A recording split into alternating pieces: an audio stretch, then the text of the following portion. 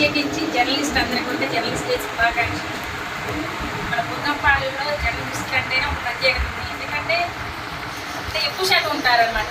Print, electronic media, YouTube, ప్రతి ఒక్కరు ఏదైతే కానీ ప్రతి కష్టంలో కూడా అది మంచి అయినా చెడైనా అభివృద్ధి అయినా ప్రతి ఒక్కటి కూడా వాళ్ళ ద్వారానే అది బయటకు వస్తుంది.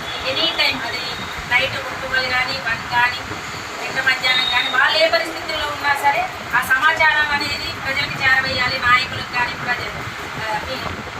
అధికారులకు కానీ ప్రతి ఒక్కరికి తెలియాలన్న భావంతో ప్రతి టైంలో కూడా ఎక్కడ ఏం జరిగింది సరే వితిన్ సెకండ్స్లో అక్కడ ఉండటం కానీ, అందుబాటులో ఉన్నప్పుడు అక్కడికి వెళ్ళడం కానీ, ఆ పరిస్థితిని చూడటం కానీ, అది తెలియపరచడం కానీ, ఆ టైం అనేది కేటాయించి ఆ ప్రత్యేకత అనేది వాళ్ళు చాటుకోవడం జరిగింది. అది ఏ టైం అయినా సరే, ఏ పరిస్థితుల్లో అయినా సరే.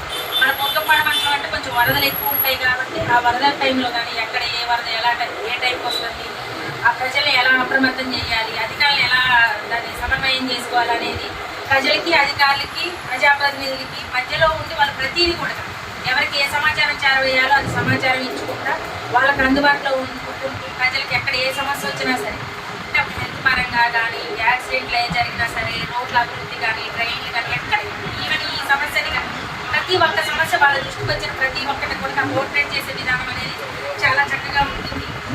మేమున్న అంటే ఒక జెడ్పీటీసీ ఇప్పుడు మాది అయినా సరే 5 సంవత్సరాల పాటు మాకు చాలా మంచి సపోర్ట్ ఇవ్వడం జరిగింది. ఎక్కడ ఏ సమస్య ఉందని తెలియపరచడం కానీ, దాన్ని క్లియర్ చేసే విధంగా కానీ ప్రతి ఒక్క దాంట్లో కూడా మేము ఎంత కష్టపడతామో మాకంటే ఎక్కువ వాళ్ళు అందుబాటులో ఉండి దాన్ని మాకు సపోర్ట్ చేయడం జరిగింది. దానికి ప్రత్యేకించి ప్రతి ఒక్కరికి కూడా పేరు పేరున ధన్యవాదాలు తెలుపుతున్నాను. ఈ సందర్భంగా నాకు ఈ అవకాశం ఇచ్చినందుకు పేరు పేరున ధన్యవాదాలు తెలుపుతున్నాను.